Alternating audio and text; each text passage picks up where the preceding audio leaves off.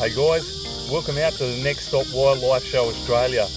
I'm Wayne Caveman Keys, and today our journey takes us out to N.S.W.where, my local park and one of my absolute favourites. And we're going to explore along Eastern Creek and follow the creek system along through N.S.W.where, and might try and get a bit of a number on what eastern water dragons we can find down in N.S.W.where. I'm actually quite interested to see what the numbers are like.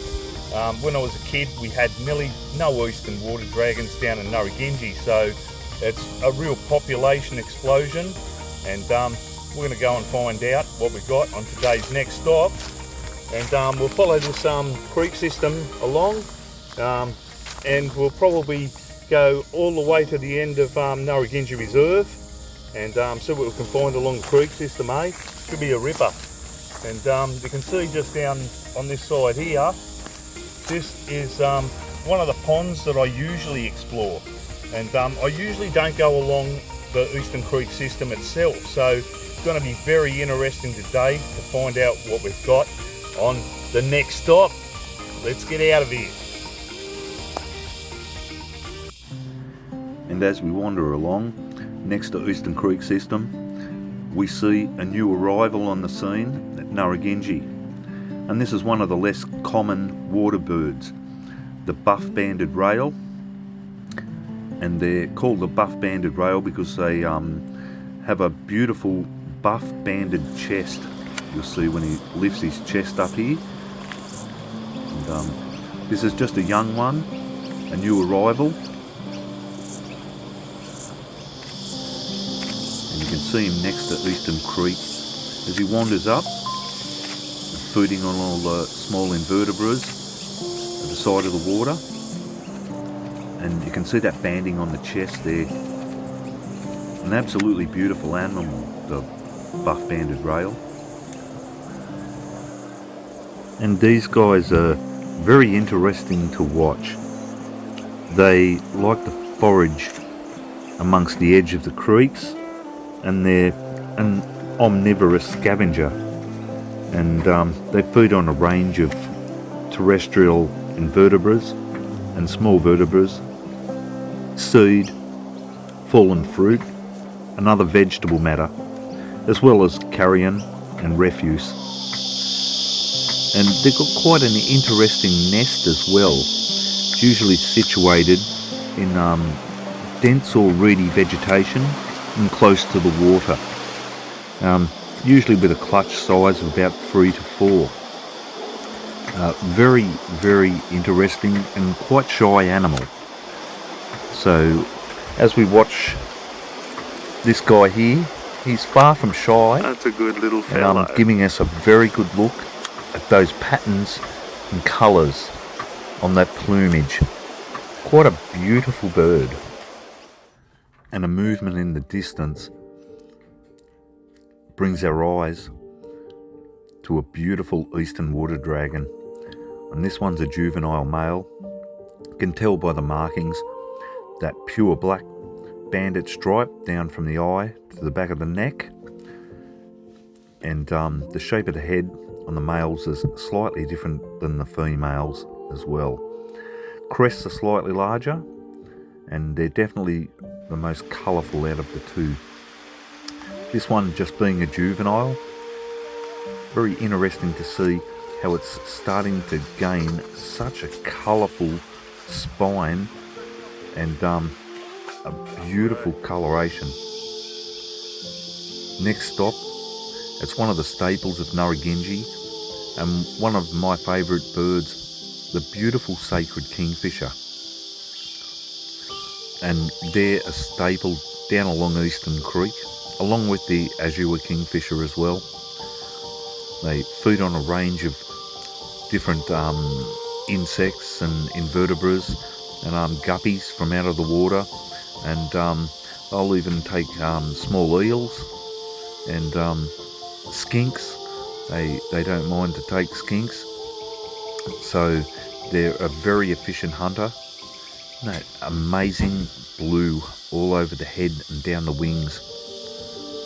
Definitely one of the most eye-catching kingfishers down here in N.S.W.where.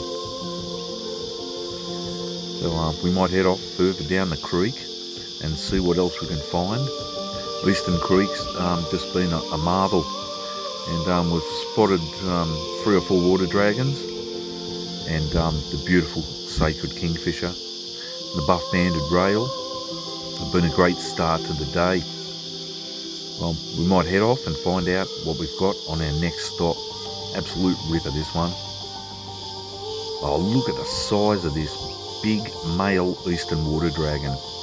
Huge jowls, that massive crest on the back of the neck.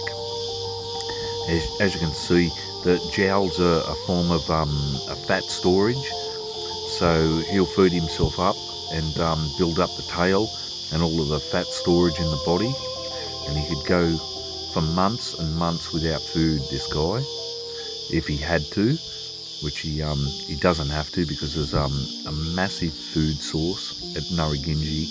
Frogs, skinks, and all sorts of insects and invertebrates.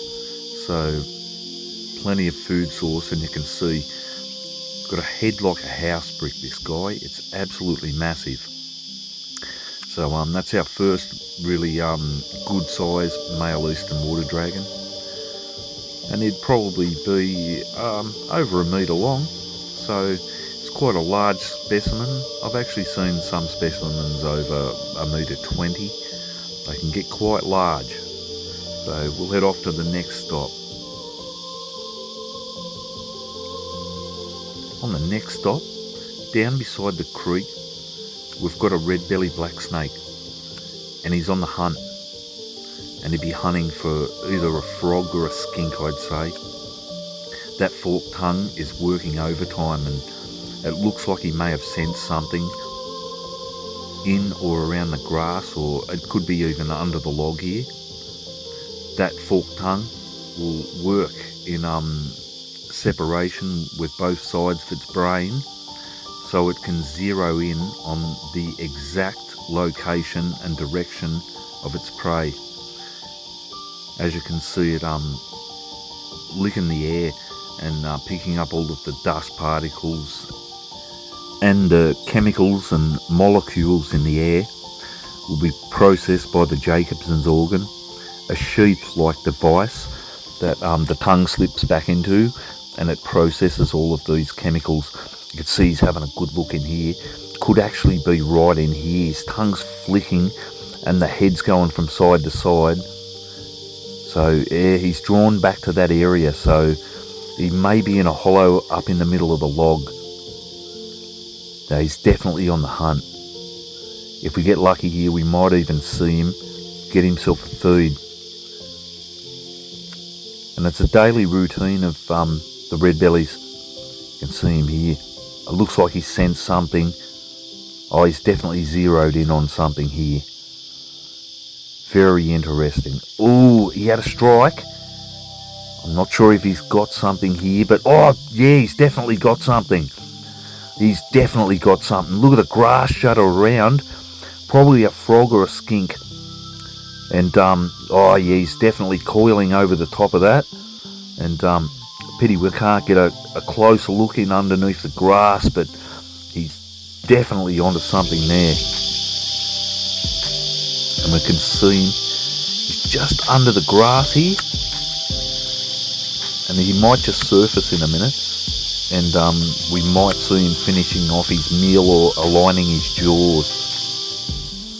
Oh, there he is. Oh, how awesome. And oh, there he goes. He's just aligning his jaws after the feed, so probably disengaged his jaws, and he seems to be on the hunt for some more food. There's probably more than one frog or skink under this big log here. So the search goes on. A beautiful red-bellied black snake, and it gives us a bit of an insight into daily life of a red-bellied black snake on the Cumberland Plains. Yeah, he's definitely still on the search. No doubt more than one frog or skink underneath that log. So if we get lucky here, we might see him just pop off another one. He seems to be interested up higher on the log. See the tongue. and that tells him which direction to go in, how far, what it is. He can even tell if it's another venomous snake just by tasting the air, and how far and what direction it is. So they're one amazing animal, and as you can see, he's not disturbed by me and he's not attacking me. They're a very, very placid animal. So enjoy them from a distance and see the utmost beauty in these gorgeous native animals from Australia. We're famous for our snakes, and beautiful next stop. Might head off and see what we got on the next stop. Eastern snake-neck turtle, the next stop, or eastern long-neck turtle. And we're just in the main section of Narragansett. We've just stepped out from the actual Eastern Creek to visit the Colby Pond, and yeah, we thought we'd say hello to our resident long-necked turtle or snake-necked turtle. Beautiful Australian native, and an absolute joy to film. Oh, look at that yawn, the big mouth and throat. So he's probably just had a feed too, and probably just helping digest the meal. And right next door, we've got a beautiful black cormorant with the beautiful, amazing blue jewels as eyes. The colour of those eyes amaze me. Some of the beautiful animals we have in the Cumberland. And here's another, quite efficient hunter in the wetlands. And this is the white-faced heron. They feed on everything from frogs to young brown snakes, insects, cicadas, invertebrates, and they do not miss a trick. Amazing. On the next stop, Wildlife Show Australia. Let's go. Well, it's a beautiful summer day down here at Narragansett, and it's going to be very interesting to have a look around the creek system. Eastern Creek holds a large number of eastern water dragons, so wouldn't be surprised if it runs into quite a fair few eastern water dragons we find down on this creek system. We're heading down from the Wedding Gardens area down Narragansett towards Eastern Creek, and should be able to find some absolute stonkers of eastern water dragons along the way.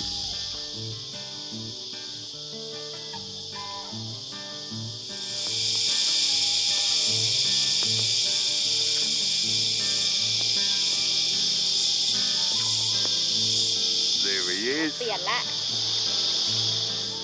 And here's yet another juvenile male eastern water dragon sunning itself just on a rock by the side of Eastern Creek. So straight away come up with the pay dirt, and beautiful colours on this young eastern water dragon, just a juvenile. And he's found a little spot of the creek all of his own, and looks like he's been here for just 2 or 3 years.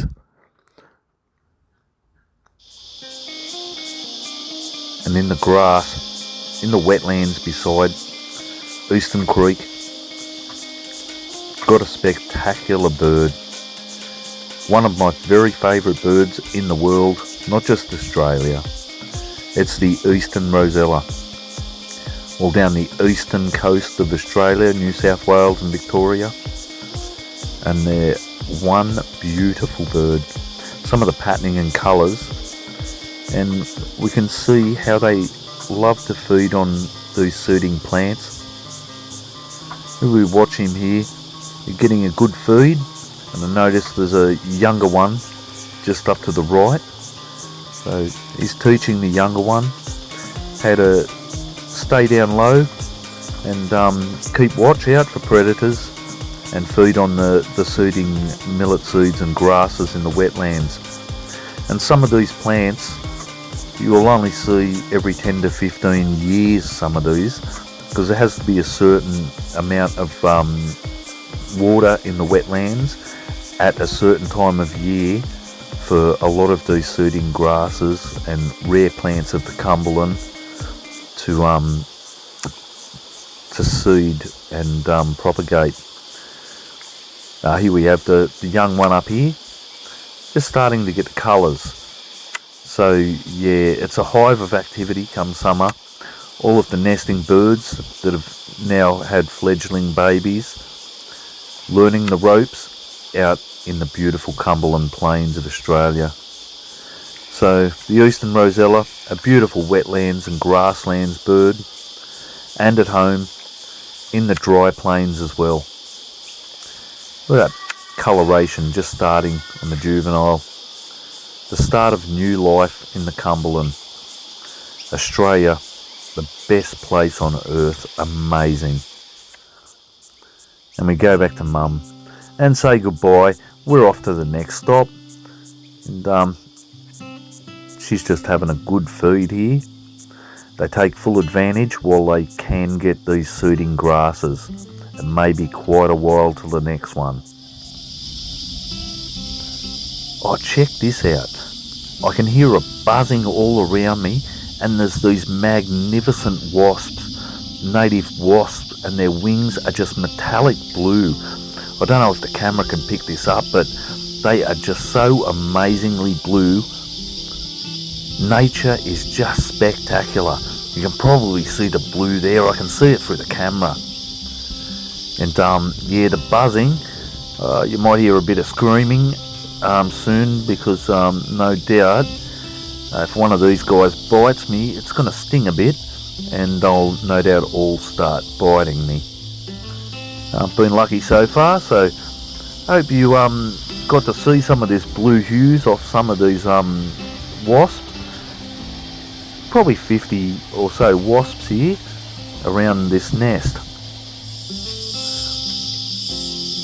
Beside the creek, there's always life, and there's a beautiful orchid swallowtail butterfly here, and just magnificent. It's probably having a feed, exercising its wings. The lifespans are so short on these butterflies, mere days for a lot of these guys. And the female usually lasts a lot longer than the male. They have to go on a massive journey to lay their eggs, and it's usually from where they first originated. Amazing. Beautiful butterfly on the Cumberland.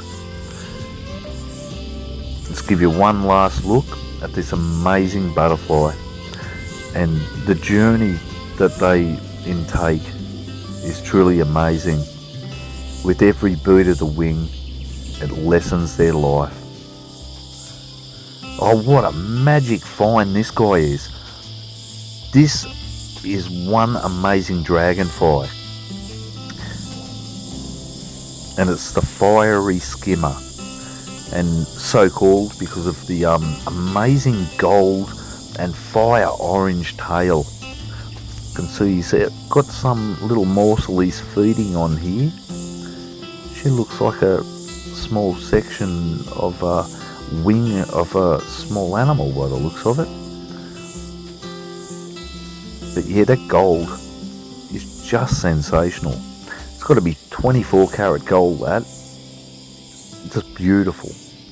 You can see that intricate patterning and veining on the wings. Definitely one of my most favourite dragonflies, these guys. They're spectacular. It looks like a St Andrew's cross spider here. Hasn't quite got himself in the cross pose, but yeah, a beautiful looking spider these guys are. See that lovely white around the body area and the abdomen, and some brilliant banding. I like to feed on any little insects that get caught in the web here. And it looks like we might have a dispute here over a hollow. these galahs quite territorial, and the hollows around in the Cumberland Plains are very, very scarce. That's why it's a great idea for these nesting boxes. These guys are definitely having a dispute over this hollow. Definitely do not look too happy. Oh, he says, "You leave my hollow alone, I'll bite you." They've got quite a nasty bite on these guys. Oh, he's got the upper hand, the bloke over the top. Spread the wings, which is a threat display. Tell him, leave my little hollow alone. So he lands around the other side of the tree and torments this poor bugger still. And that's what he thinks of it. Get away from my hollow. Very territorial. Here it looks like we have a grey butcherbird. Just a young fledgling grey butcherbird, the juvenile. They have the most amazing song. To hear this echo through the Australian bush is just music to the ears. Doesn't get much more Australian than the butcherbird song in the bush. And it wasn't long before we spotted another eastern water dragon, and I can tell straight away these guys are starting to develop a trait of the local area. If you can just see those markings over the top of the eyes, this is now the third eastern water dragon I've spotted with those similar markings, and it looks like a juvenile here, and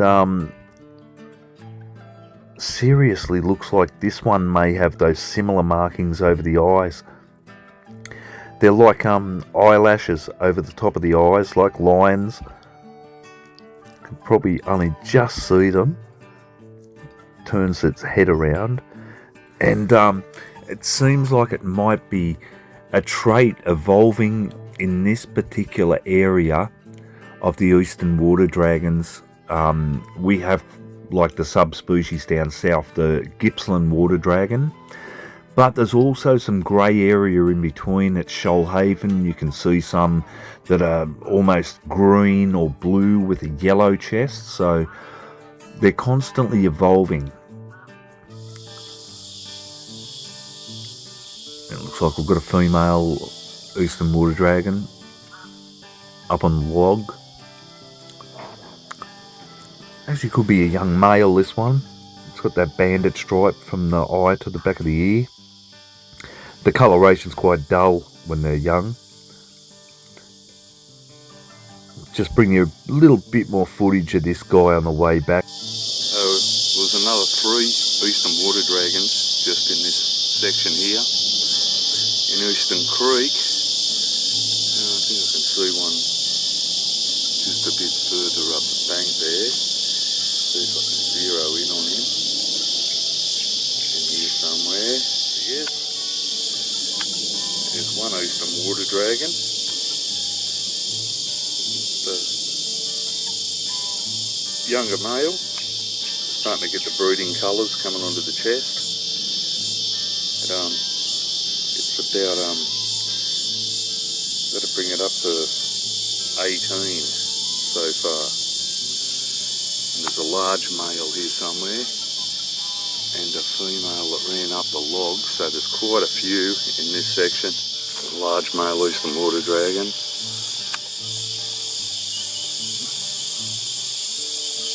On his way. He is up there. And there's heaps of these water dragons. He's having a good long swim, this guy. And under he goes. Where he comes up, nobody knows. Yeah. A large number of eastern water dragons down here along Eastern Creek in Narragansett. There's a rather large male eastern water dragon here. Big, solid jowls. Gorgeous big crest. Down by the waterway at Eastern Creek.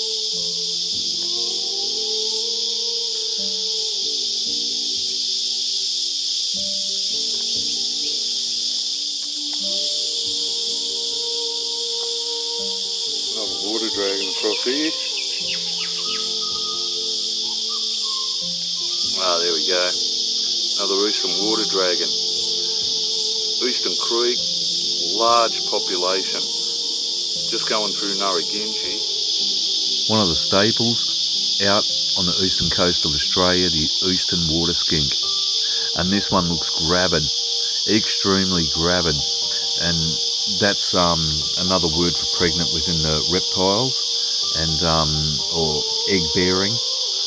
And these ones actually give live birth. The water skinks, they're actually born with tiny little curly tails. And we spot yet another sacred kingfisher. Quite a large amount down here at Eastern Creek. It's great to see, expanding colony as well. And here's one of the kings of the Cumberland. Quite a weird sound about this one here. It's probably just a young juvenile. So those downy sort of fluffy feathers a little bit. And yeah, definitely got an unusual call, like a whining, whinging call. What a massive head these guys got and beak.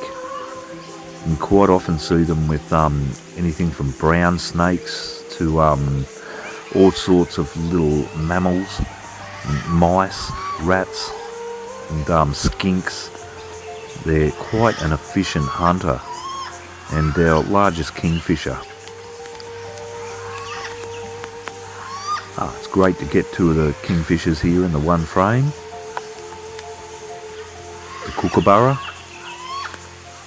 And not a lot of people along the east coast would be aware in New South Wales that in other states in the west of Australia, they're actually listed as an obnoxious pest because they're not native to that area. They're strictly an eastern coast native, so that might surprise some people. Yeah, he's doing the head bobs again.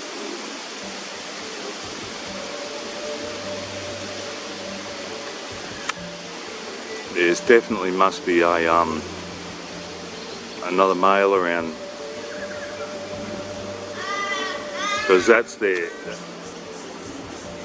He licks the.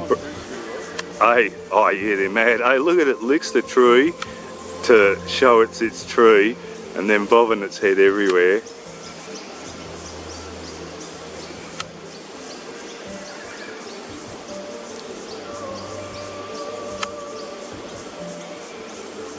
Well, we had to have an eastern water dragon, probably because there's not much sun out. Oh, it does done the arm wave. Did you hear that? See that?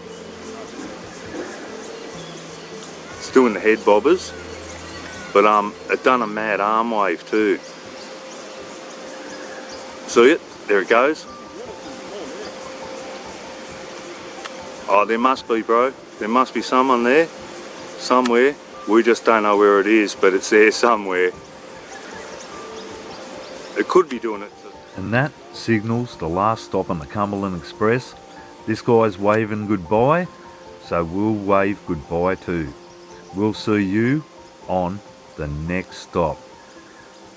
What a Bobby Dazzler. And I'm between our